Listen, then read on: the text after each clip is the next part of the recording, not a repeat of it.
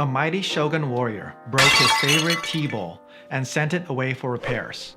When he received it back, the bowl was held together by metal staples.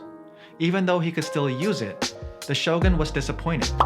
Still hoping to restore his beloved bowl to its former beauty, he asked the craftsman to find a more elegant solution. The craftsman wanted to try a new technique, something that would add to the beauty of the bowl as well as repair it.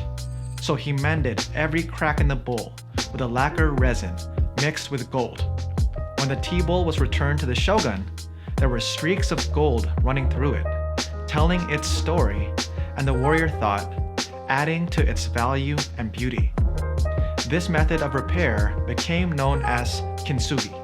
Kintsugi, which roughly translates to golden joinery, is a Japanese philosophy that the value of an object is not in its beauty, but in its imperfections, and that these imperfections are something to celebrate, not hide. For the longest time, I've seen my personal imperfections as something to be ashamed of.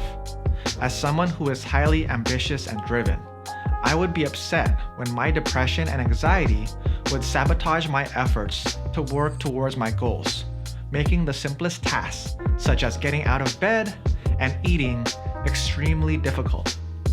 I was also ashamed of my stuttering.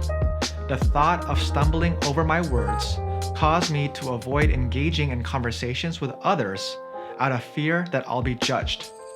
As I've gotten older, however, I've begun to appreciate the beauty in my imperfections, treating my personal characteristics not just as a curse, but as a blessing.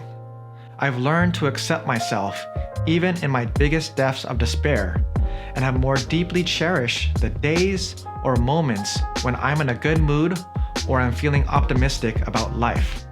It is through my own personal battles with depression and anxiety that I'm able to deeply empathize and connect with my students undergoing similar struggles. My speech impediment has allowed me to be much more observant and spot patterns in people's behavior, sparking my interest in the field of psychology.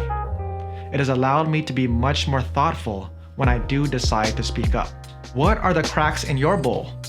In reflecting on your cracks, how have they served to make you a better person, more resilient, more empathetic? Your life can change when you see each imperfection not as a bug, but as a feature. Peace.